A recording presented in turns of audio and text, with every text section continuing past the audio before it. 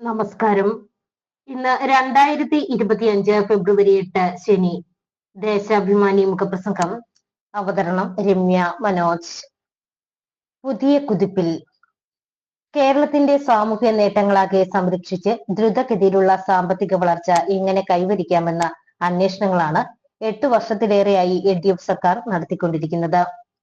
വികസനവും സാമൂഹ്യ നീതിയും ഉറപ്പാക്കിയുള്ള മുന്നേറ്റം. ഒരേ സാമൂഹ്യ വ്യവസ്ഥയുടെ ഭാഗമായിരിക്കുമ്പോൾ തന്നെ മറ്റ് സംസ്ഥാനങ്ങളിൽ നിന്ന് വ്യത്യസ്തമായി തനിമയാർന്ന പാതയിലൂടെയുള്ള യാത്ര. അങ്ങനെ ഒരു ബദൽ സാധ്യമാണെന്നും അത് അർത്ഥപൂർണമായി നടപ്പാക്കാനാകുമെന്നും തെളിയിച്ചതിന്റെ സാക്ഷ്യപത്രമാണ് ധനമന്ത്രി KN ബാലഗോപാൽ വെള്ളിയാഴ്ച അവതരിപ്പിച്ച 2025-26 ധനവർഷത്തിലെ സംസ്ഥാന ബജറ്റ്. ആമുഖത്തിൽ മന്ത്രി പറഞ്ഞതുപോലെ കേരളം ഇപ്പോൾ അതിവേഗ സാമ്പത്തിക വളർച്ചയുടെ പുതിയ ഘട്ടത്തിലാണ്. വികസന വിജ്ഞാനീയത്തിന്റെ ഭാഷയിൽ പറഞ്ഞാൽ ടേക്ക് ഓഫ് പാതയിൽ.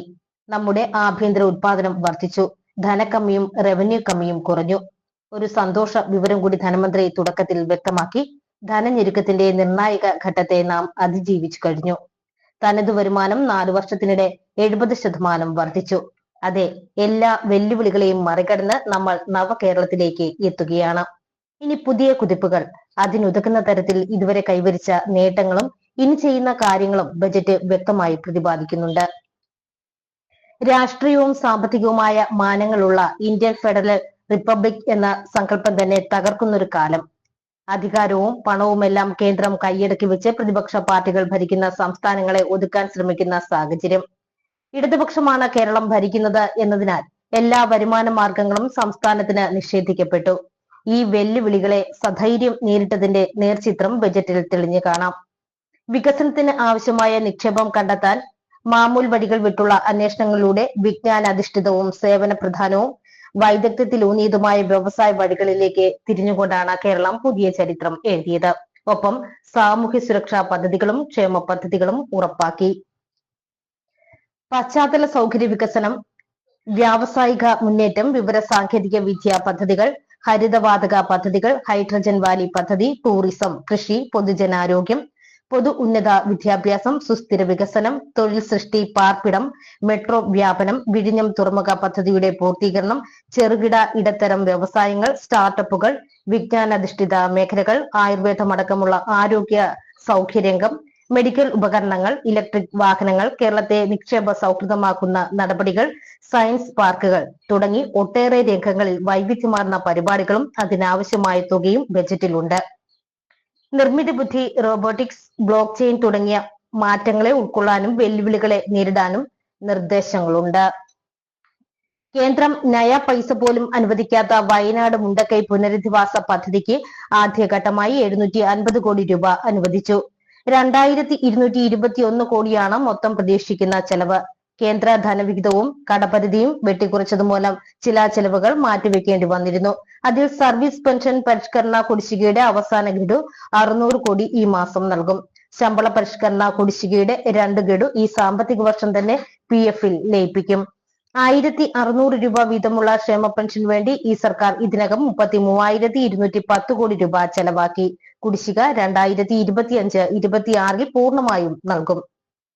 തീരദേശ ഗ്രാമീണ വികസനം, തദ്ദേശ ഭരണം, കുടുംബശ്രീ, സഹകരണം, പരമ്പരാഗത വ്യവസായങ്ങളായ കയർ, കൈത്തറി, കശുവണ്ടി എന്നിവയ്ക്കും ബജറ്റിൽ വലിയ പരിഗണനയുണ്ട്. വ്യവസായത്തിന് 1831.36 കോടി, ഗതാഗത വാർത്താവിനിമയത്തിന് 2065 കോടി, കാർഷിക മേഖലയ്ക്ക് 727.40 കോടി, വിളപരിപാലനത്തിന് 535 കോടി, നെല്ല് വികസന പദ്ധതിക്ക് 150 കോടി എന്നിങ്ങനെ തുക നീക്കിവെച്ച ബജറ്റിൽ പട്ടികജാതി വകുപ്പിന് 1801 കോടിയും പട്ടികവർഗ വികസനത്തിന് 1020 കോടിയുമുണ്ട്. ഗ്രാമ നഗര പ്രദേശങ്ങളിലെ ഇടത്തരക്കാർക്കായി പ്രഖ്യാപിച്ച സഹകരണ ഭവന പദ്ധതി ഭവന നിർമ്മാണ രംഗത്ത് പുതിയ ഉണർവാകും. കണ്ണൂരിലും കൊല്ലത്തും IT പാർക്കുകളും വരുന്നുണ്ട്. ലൈഫ് പദ്ധതിക്ക് 1160 കോടി കൂടി നൽകും. ആരോഗ്യ മേഖലയ്ക്ക് 10,431.73 കോടിയും വിദ്യാഭ്യാസത്തിന് 2,391.13 കോടിയുമുണ്ട്.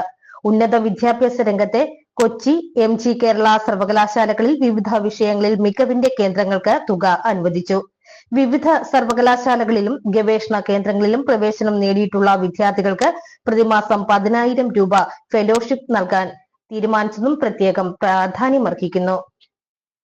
വിഴിഞ്ഞം കൊല്ലം പുനലൂർ വികസന ത്രികോണം, വെസ്റ്റ് കോസ്റ്റ് കനാലിന്റെ സ്വാധീന മേഖലയുടെ സാമ്പത്തിക വികസനം, തീരദേശ ഹൈവേയോട് ചേർന്ന വികസന പരിപാടികൾ, തിരുവനന്തപുരം ഔട്ടർ ഏരിയ വളർച്ച ഇടനാഴി, ഗ്ലോബൽ കേപ്പബിലിറ്റി സെന്റർ തുടങ്ങി ഒട്ടേറെ നിർദ്ദേശങ്ങളും അടങ്ങിയ ബജറ്റിൽ പുതിയ കേരളത്തിന്റെ കൃത്യമായ ചിത്രമുണ്ട്.